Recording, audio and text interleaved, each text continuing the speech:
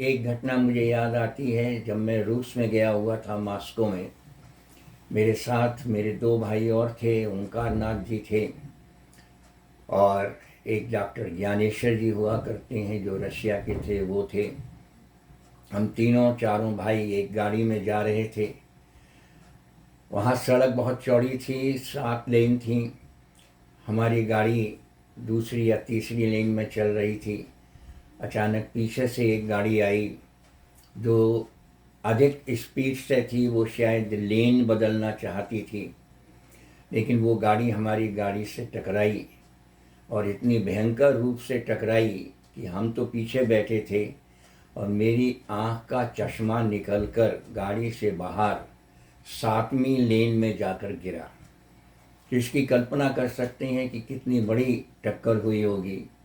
और हमारी जो गाड़ी थी वो पूरी 360 डिग्री घूमकर वहाँ खड़ी हो गई।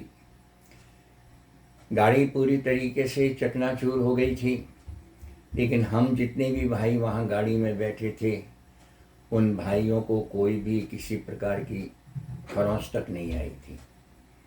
ये बचाने वाली शक्ति सिर्फ एक ही कही जा सकती है, जो परम पूज्य गुरुदेव रहे हैं। मैं एक बार जब विद्यार्थी था तब मैं अपने भाई के पास पढ़ा करता था। लखीमपुर खीरी का स्थान था।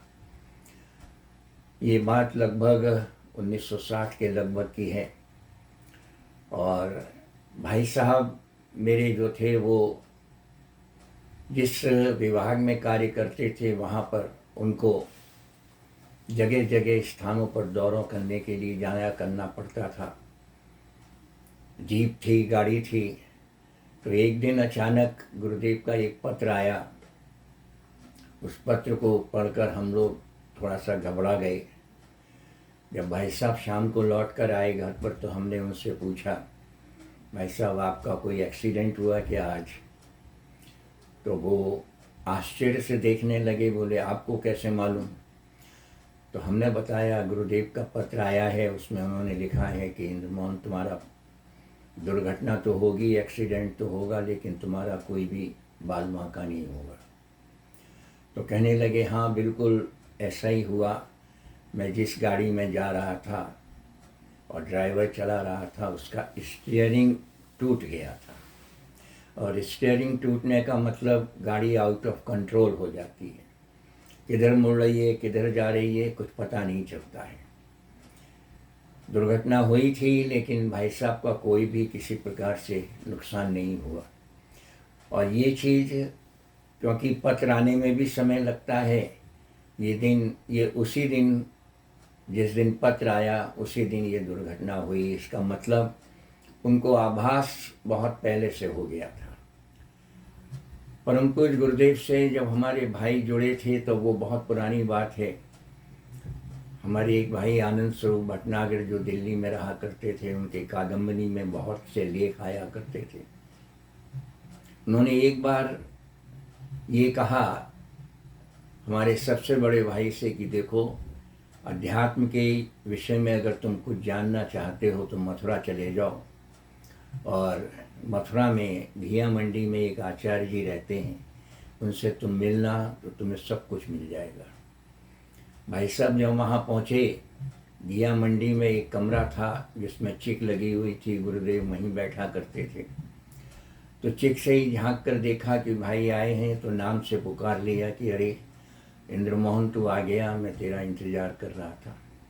उनको आश्चर्य हुआ कि इनको नाम कैसे पता चल गया मेरा, और ये कैसे मालूम पड़ा कि मैं आने वाला हूँ। ऐसे एक नहीं अनेकों उदाहरण जीवन के अंदर हमें देखने को मिले।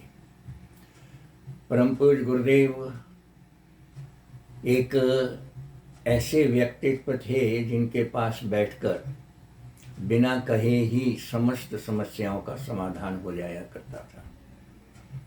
समस्याएं चाहे कैसी भी रही हों, किसी भी प्रकार की रही हों, लेकिन उनके पास जाकर ऐसा लगता था कि जो मन बहुत भारी है वो एकदम बिल्कुल हल्का हो गया। और सारी समस्याओं का समाधान उन्होंने बगैर कहे ही निकालकर हम लोगों के सामने रख दिया।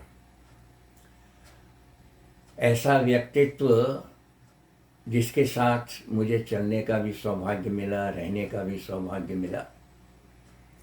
मैं वैसे तो भौतिकी विज्ञान फिजिक्स का प्रोफेसर रहा हूँ और विज्ञान का प्रोफेसर होने के नाते बड़ी आसानी से किसी से प्रभावित नहीं होता, लेकिन परम पूज्य गुरुदेव का जो व्यक्तित्व था और उनके जो विचार थे, उन विचारों ने मेरे ऊपर ऐसी छाप डाली कि मैं अपने बाल्यकाल से ही, अपने विद्यार्थी जीवन से ही ये सारी चीज़ें अपने जीवन में करने लगा और जिसका लाभ मुझे समय समय पर जीवन पर मिलने लगा।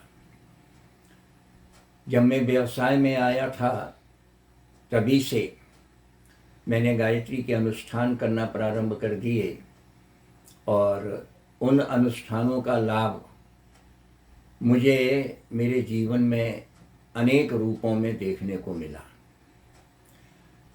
मैंने जब अपनी नौकरी प्रारंभ करी थी, उससे लेकर और जब तक मैंने नौकरी को छोड़ा है, त्याग दिया है, तब से लेकर मुझे अपने व्यवसाय में कभी भी कहीं भी किसी प्रकार की कोई भी समस्या का समाधान नहीं हुआ। जब मैं कॉलेज में था, पढ़ाया करता था, तब मैं अपना ज़्यादातर समय मिशन के कार्यों में लगाया करता था। यहाँ तक कि 2-3 बार मेरी ACR जो एनुअल कॉन्फिडेंशियल रिपोर्ट होती है, उसमें भी यही लिखकर आया था कि these days he is devoting much time in the spiritual activities। और ये चीज़ लिखकर आना किसी की ACR में बहुत बड़ी बात होती है। मैंने अपनी सारी जितनी भी छुट्टियां थीं वो मिशन के कार्य के लिए ही बचा कर रख छोड़ी थीं और मुझे ये सौभाग्य मिला कि गुरुदेव ने मुझे इस योग्य समझा कि मैं उनके विचारों को जन जन तक पहुंचाने के लिए विभिन्न क्षेत्रों में जाऊं और मुझे विभिन्न क्षेत्रों में भेजा गया। 1978 से लेकर मैं आज तक भारत के कोने कोने में और विश्व के अनेक देशों में गुरुदेव के विचारों का प्रचार करने के लिए जा रहा हूँ।